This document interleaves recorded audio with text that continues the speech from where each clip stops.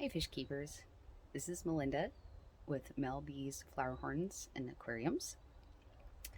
Today I'm going to be showing you how I do my background for my tanks. This is an alternative to having to paint your tanks, having to have the cheesy, you know, sheet of plants and stuff that looks like that.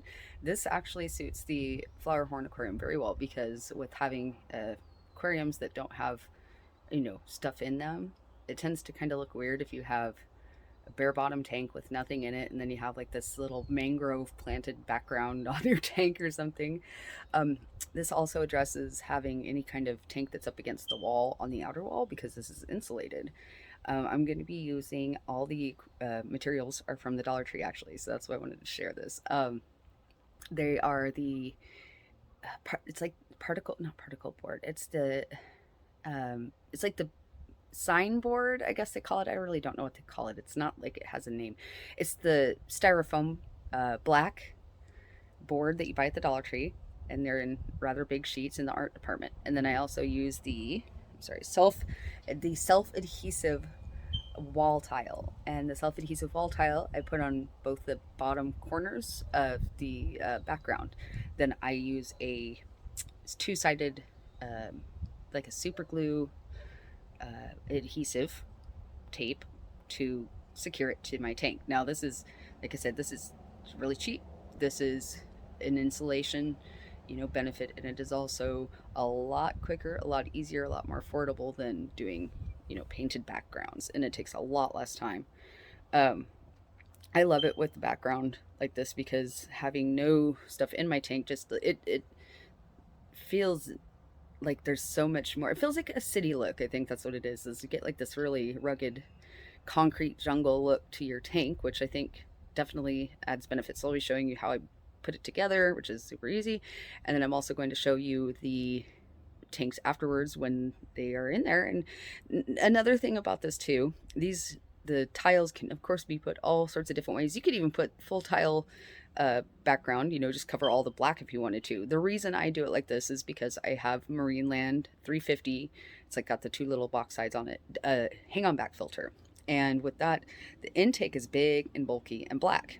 And so I want to have it so that the center of the backdrop has a black background. And then that way, when I put the filter, the hang on back on the back, it then blends in so well you can't even hardly see the intake at all. And so I just, I really love it. It works really well for me. And then I put the aquarium heaters on the the sides where it's like the tile looks really sharp, looks really nice. So I just thought I would start with this, so hope you enjoy.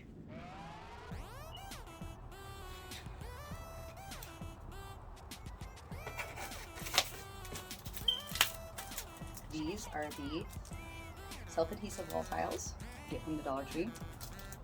I like this color myself. You can go with a lot of different colors they have. And then this is the board that I was talking about right here. Can you get that in there? Of course, I've cut it to size right down here. So the board itself, as you can tell here, it's got the styrofoam there. That's what keeps it insulated. And then I'm going to be placing the tiles like so. Okay. Of course, like I said, you could buy a bunch of these and put it all over. They've even got some of the sticky wood-looking stuff. This is just the basis of this is to do it with the insulation factor in mind. I want to have it so that my tanks don't lose their heat. It saves money, huge amounts of money, and as you can see, it's a lot easier to just place this onto the tank with a little bit of tape than it is to spray a tank, wait for it to get dry, and then when you want to do something different with your tank, in 20 years or I don't know, 5 years or even a year, then you don't have to scrape all that tape off, or paint off, and you don't have to all that. Just it take longer to describe that than it would to just actually do this, and that's just describing it. So here we go, we're going to do this thing. So as you can see, I lay it down. This is really advanced work right here. I'm going to take this piece out of there. Okay, so let me go this, pull this out here, and of course they don't make it really that easy to get into these things. Oh yeah,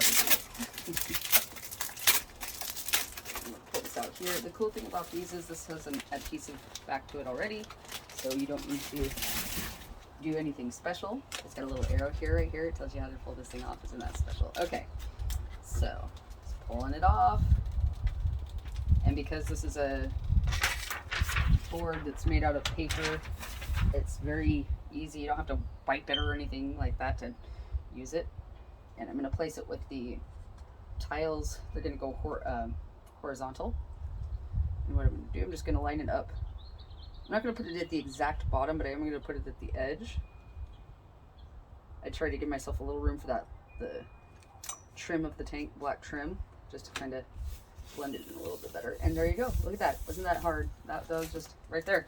Look at that. And see the black with that? It just, I don't know. I've had a lot of compliments on it. And so that's what I'll be doing in my store as well.